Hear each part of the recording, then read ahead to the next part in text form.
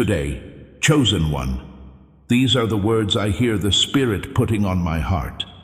You weren't just randomly brought here today. I want to say something to you before I teach, explain, or show you what I think God wants you to understand today. Thank you for your congratulations, but not as a greeting. Instead, as a statement about your life and an acknowledgement of what you have been carrying in silence. It was the weight of a season that didn't make sense from the outside, didn't offer much in return for a long time, and that no one could fully understand or explain. Still, you kept going, even when you didn't believe, when you were strong and when you were tired. Today I want to show you that what you've been going through has a name. It's not suffering for no reason. It is not a delay without a plan. These tests are the toughest one from God, and they are also the most secret ones, since keeping them secret is not a flaw in the process. The process is itself secret. What God tests in this particular way can't stand up to being seen. Something like that can only happen between you and Him, where no one else can see. Also, the length of it, even though it was strange and hard to explain, wasn't proof that He forgot. That showed how much He trusted you with what was being made. The test is over, and the things it taught you are more valuable than the money it cost. Wait, when we're done today, you won't just understand what you went through. This is important. You'll know what kind of person you've become. You didn't pick this time. This moment was picked just for you. I don't say that to comfort you. I say it to show how God works. A lot of appointments are kept by Him. Dear beloved, if you found this video, I don't think it was by accident. God has a way of leading His chosen ones exactly where they need to be. We want to be honest with you, family. From these videos we earn nothing. Every video is created purely out of love for God and love for you. It is your small gifts and donations that encourage us to keep going, to keep making content like this for His glory. Without your support, this mission would be very hard to carry. From the bottom of our hearts, thank you to every one of you who has given. God sees you and God will honor you. There is a family waiting for you on our community platform. Brothers and sisters who came broken, came searching, and found something life-changing. Not just content, but people who truly care. Our most faithful supporters are featured on our platform, a place of honor for those who sow into this ministry. You are chosen, you are loved, and there is a home waiting for you. Find the community link in the description. Come home, beloved. We are waiting for you. He never sends this kind of message to the wrong address. If you could relate to what I just said or felt calm when you heard the word, then congratulations. That recognition isn't a fluke. That is God letting you know that what He has been telling you in private is true. Let me tell you what's in this message before we go any further. What I have for you gets more in depth as we go along, and I don't want you to leave before you get it all. By the end, you'll know the 5 specific signs that show the test is over for real, not just in your head. You're going to understand what was going on inside you when this season was the hardest. You will understand what is being set up for you right now. Before this message ends, I want to say something over your life that I think you will remember for a very long time. Do not leave until the end. What I'm about to say leads to something. First, I want to tell you something that most people who have been through what you have never hear because no one names it for them. And it's hard to understand things that aren't named. And if you don't understand it, the weight of it can become your story, instead of something that happened in a story that's already been written. A certain kind of testing from God is not the same as normal hardship. The way it hurts is the same. In some ways, this type of testing is the most painful. However, it is different in how it is set up, how it works, and what it does to the person who goes through it. Also, I want you to know the first thing about this test, how it comes. We have no news about this test. At no point does God sit you down and give you a sneak peek. There was no warning, no schedule, and no instructions. It starts quietly and without a ceremony. At first, you might not even notice that anything has changed. In ways that are hard to explain, life just gets heavier. There is no due date for this test. In other hard times, you can see the end of the tunnel and feel like things are getting better. But this test doesn't give you any of that comfort. There is no clear arc or point where the pace picks up as things get better. It just keeps going. The continuation is also part of the plan. It doesn't mean nothing is happening. There is no clear return on this test. When you pray, the answer doesn't come to you in a form you can hold. You stay true, and the reward doesn't show up in a way that other people can see. It doesn't feel like progress because the world around you doesn't change fast enough. So you start to wonder not if God is real, but if He is close by, and if your faithfulness is being noticed anywhere. I also want to say something about that question. It's not the test to wonder about that. It's bad to be in a test that was meant to be done in secret because it makes you wonder. Your body does something when you know it's being watched. Being more aware of how you look and being more careful about how you respond are all things that happen. That's not being weak. That's just the way people are made. But God wasn't interested in how well you did on this test.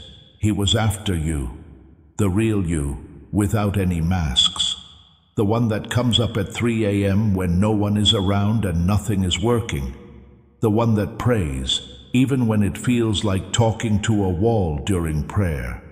The one that keeps choosing to stay put, and not give up, even when giving up would have been easy to understand. It is not possible to perform that version of you. It can only be shown. Because of this, the test was meant to get rid of the other people, to make it long, quiet, and dark enough so that only you and God were left.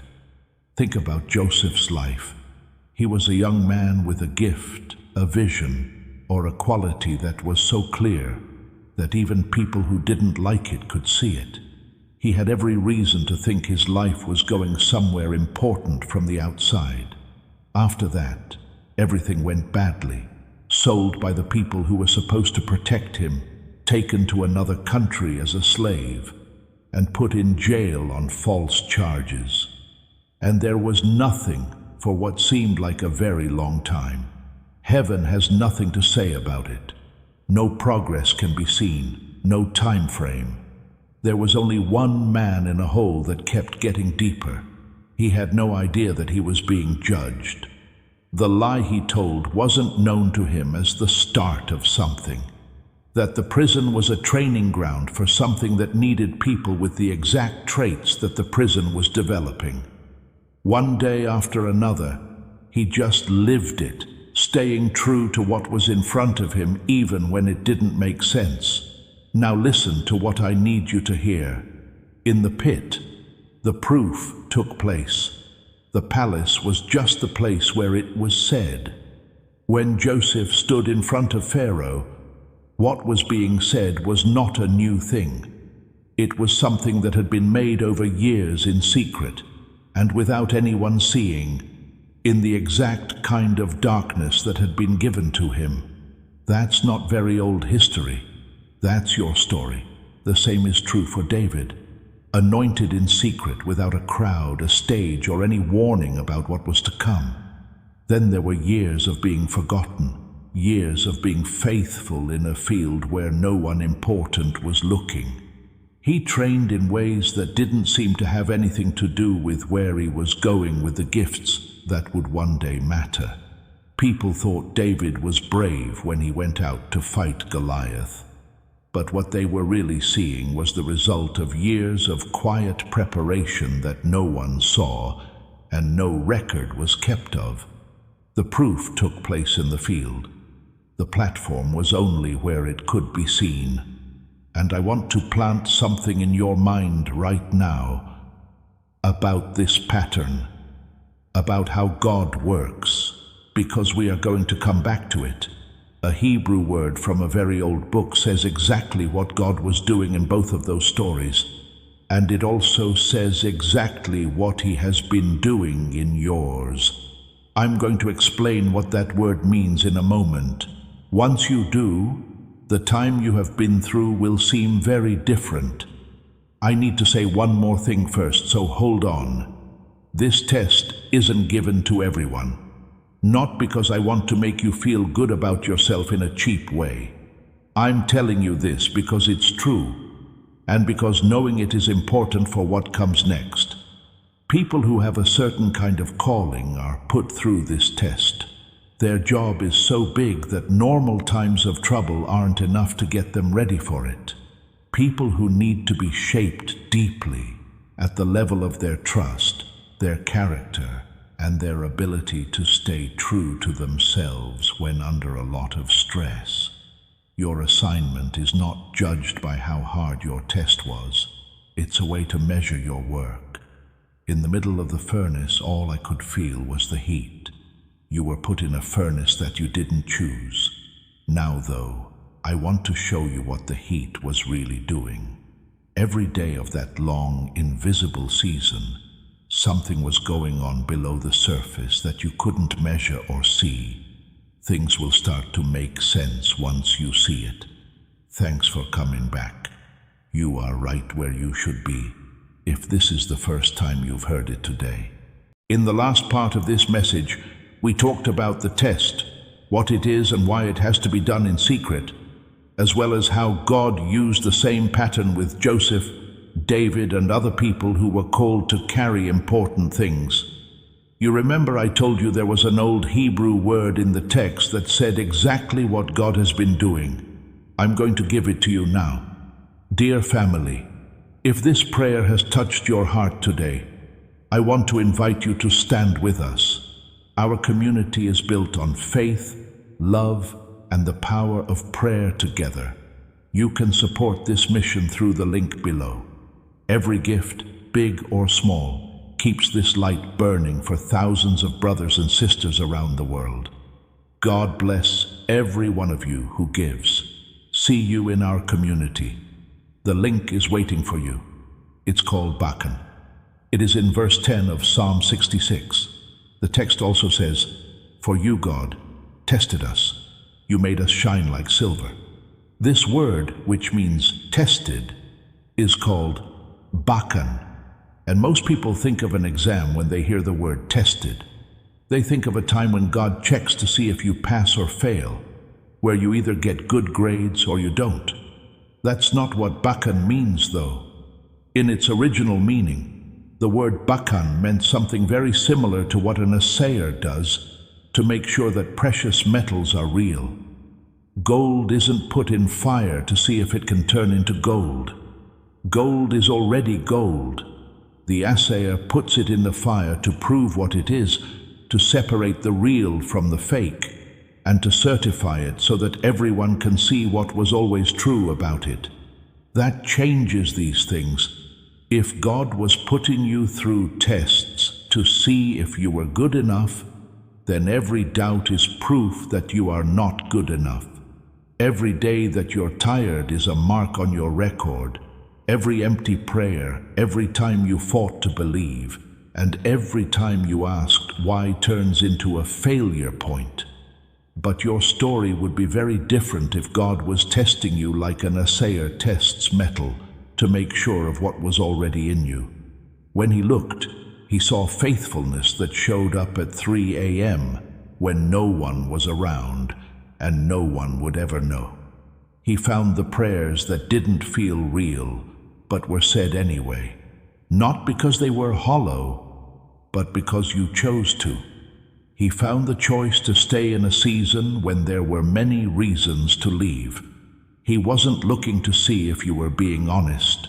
All of heaven and earth knew that you were who he said you were. The gold was always gold. It wasn't something new because of the furnace. The furnace proved it, took away what didn't belong, and made it clear beyond a reasonable doubt what was true. You've always been who you are. It became clear after this season. At this point, this changes from an instruction to an activation. You have achieved greatness. You are gold. I want you to take a risk right now with full confidence. Type "certified gold" in the comment section below to let the enemy and the atmosphere know that you made it through the fire unharmed. Chosen one, you did not find this video by chance. God placed you here, and just as he led you to this prayer, he may be leading you to something more. A family of believers who walk this journey together every single day. Visit our community through the link in the description, and if your heart is moved to sow a seed into this ministry, know that we receive it with gratitude and faith. God bless you, beloved. I'm going to show you something now. Asayer's fire changes metal, and the hidden season did the same thing to 3 very specific parts of your life. There were 3 things going on below the surface that no one could see, but they were real in every way that matters. What felt like being alone was really being incubated. What seemed like a delay was actually progress.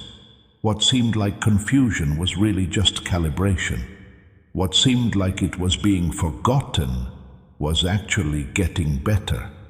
The first thing the fire did was take away identities that were never really yours.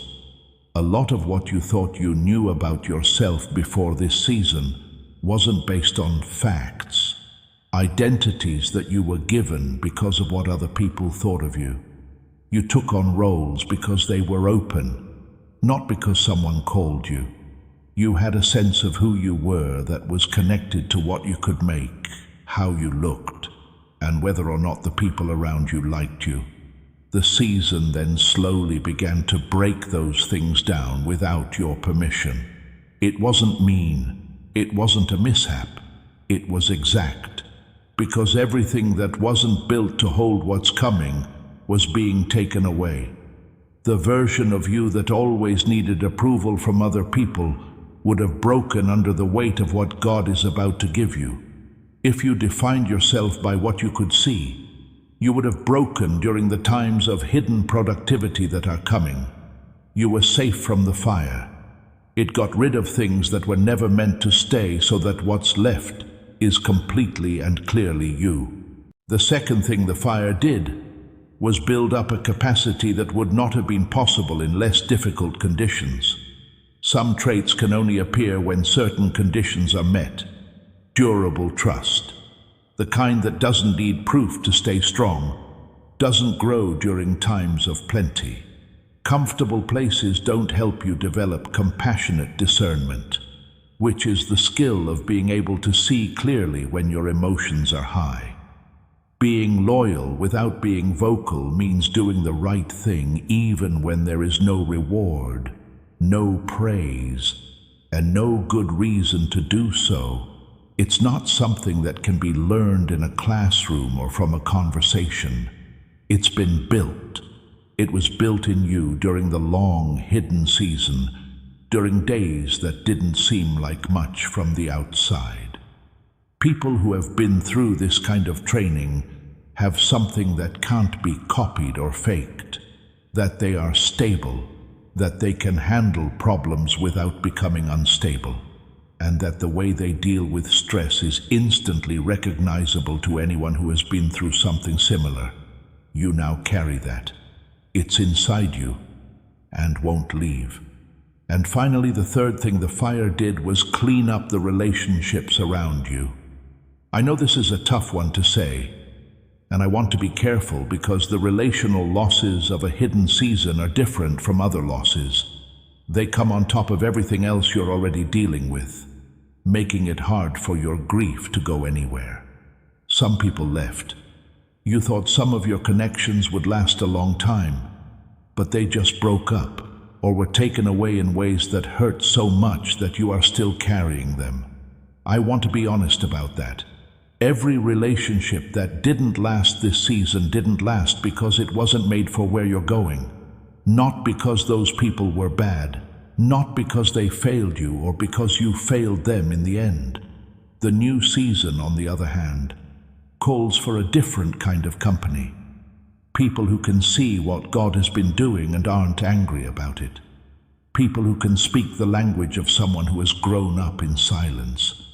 There are people in your life who can handle what you're becoming without you having to change it to feel good. Because some relationships ended, there is now empty space, and something is already moving into it. I already told you that I would talk about a discovery again. Something based on decades of research in the brain.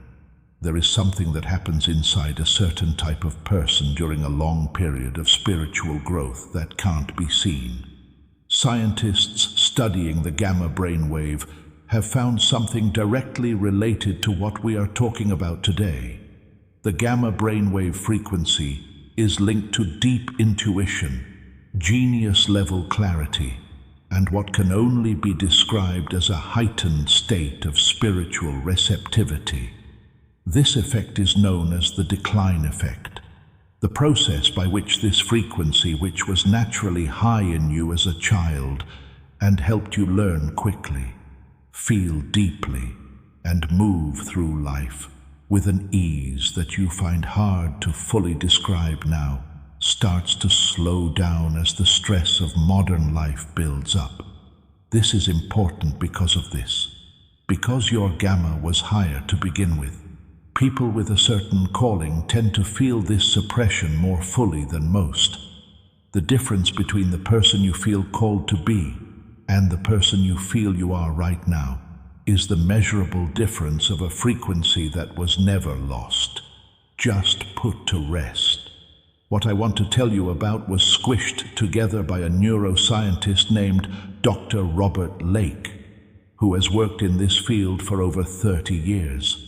A certain 7-minute practice that his research from MIT and Princeton found can start to undo this suppression, bring back what was always there, and connect you to the frequency you were always meant to carry. Within a moment, I shall explain exactly what that is and why it is important for the present moment. But first, I have to show you something right away, because everyone sees the end of the season differently. There's something else I want to give you, not in theory or someone else's story, but in your own life. These 5 clear signs show that the test is over and the next chapter has begun. There will be a big difference between what I've been saying today and what you see when you see these 5 signatures. Follow me.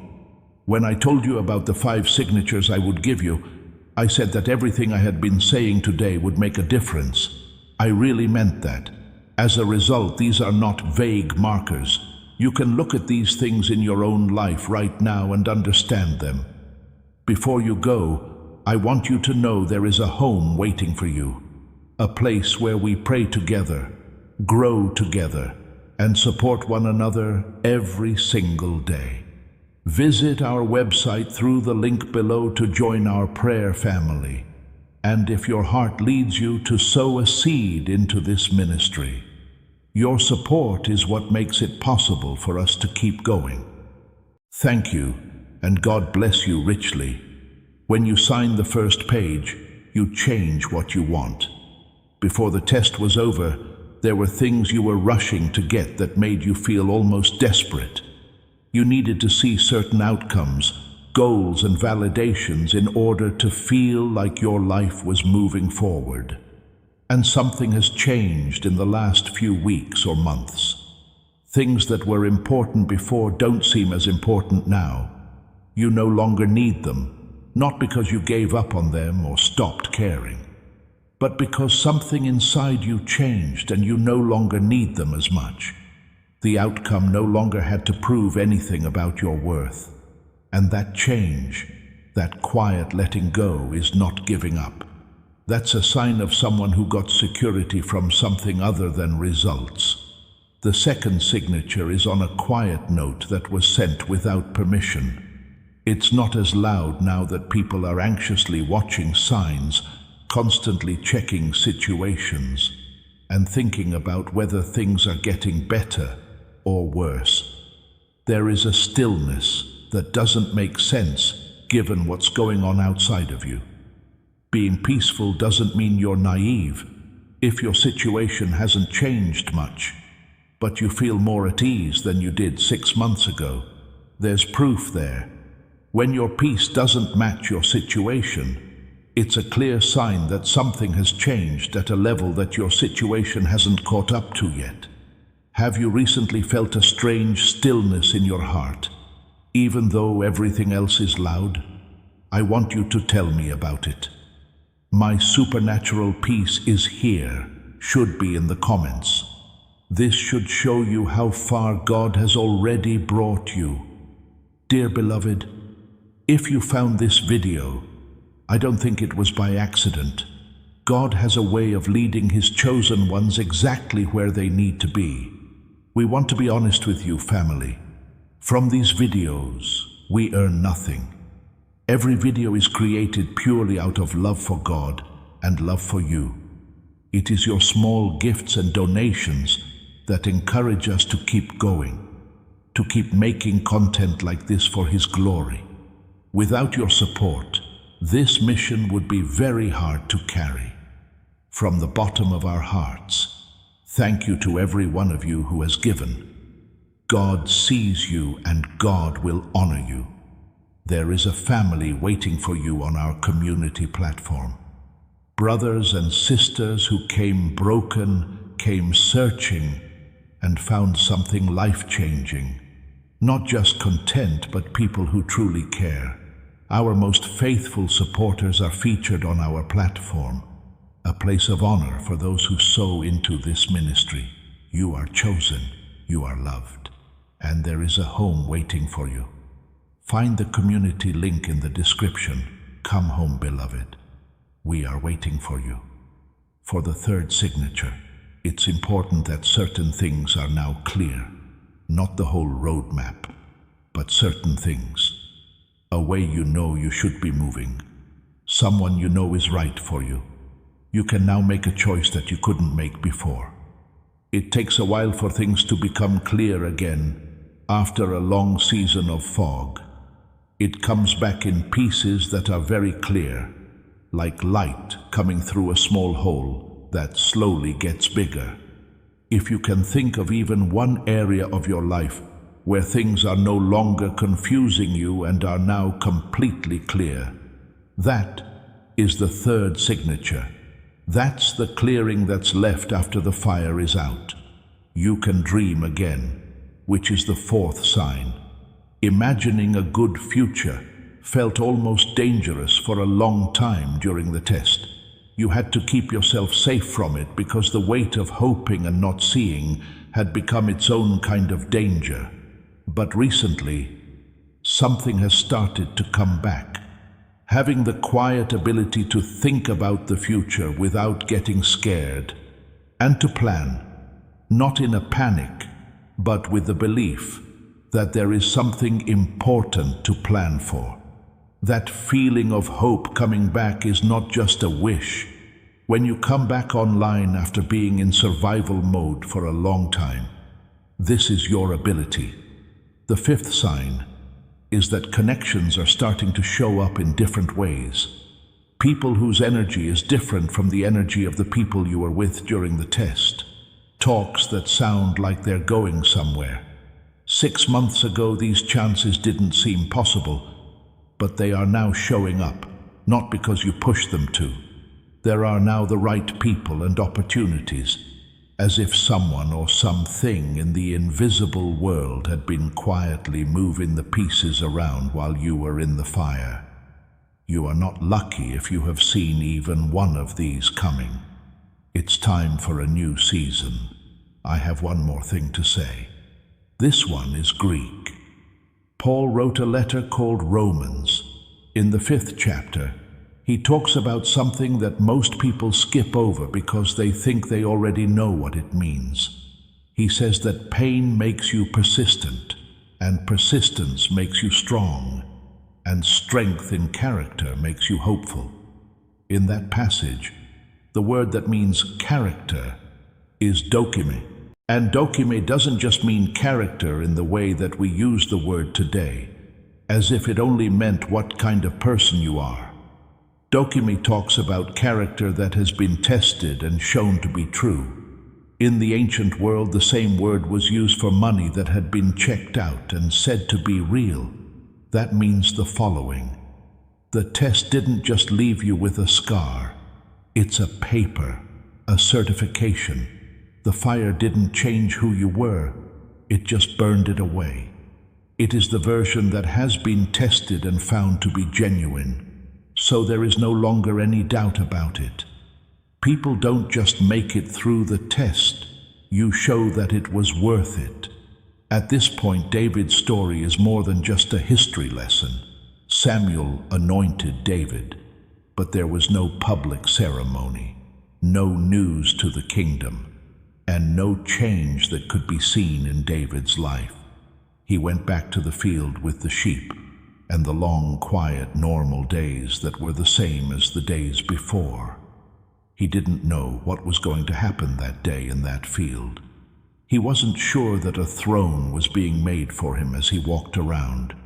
He kept doing what was in front of him, taking care of what was given to him, and being honest in the small work that no one saw or recorded. He was also developing in some way during those years that could not have happened in a classroom or through a quick fix. A calmness that didn't change when things got tough.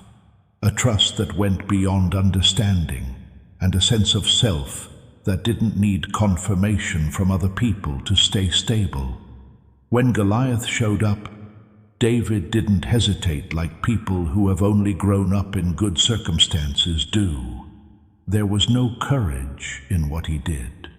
It was from a place inside him that had been built up quietly and without much fuss in a field where no one important was looking. The proof took place in the field. The public moment was just where it could be seen. Your time in the field is coming to an end. It was long and quiet and no one was recording. But what you built there is about to show itself in ways you haven't seen yet. But first, I need to name something. Because getting what comes next and knowing that you passed the test are two different things, and I see a certain pattern in the ones I choose at this exact point. There is a pattern that can leave someone standing at the door to everything they have been waiting for, without being able to walk through it if it is not named. Believe something so deeply that you might not even be aware it is there. That is the first part of the pattern. The idea that the good things that are going to happen are too good to be true for you. That while they may be true for some, there is something about your story. Something about how long you've been waiting or how hard things have been. That keeps you from experiencing the full version of what is coming. That you will get something, but it will probably be a smaller version and come with some conditions. That faith grew out of the fire. It was a defense. As a way to deal with the pain of disappointment, the mind stops expecting much when the environment doesn't give it much for a long time. That's not being weak. That's wisdom at work in a tough time. But the time has changed, and that belief hasn't caught up yet. The second part of the pattern is a certain kind of doubt that shows up when good things start to happen. It's not doubt about God or your calling. It's a quiet search for what's wrong. There is a reflex that when you hear a blessing, you start looking for the catch right away. You wonder if this is real, if it will last, and if you will end up more disappointed than if you hadn't hoped at all. I'm going to talk about that reflex with the same care I would use if I were with you right now. That doubt is not a sign of not having faith. That is smart people who have learned the hard way to be careful with hope, and they should be comforted instead of judged. But it also needs to be let go slowly.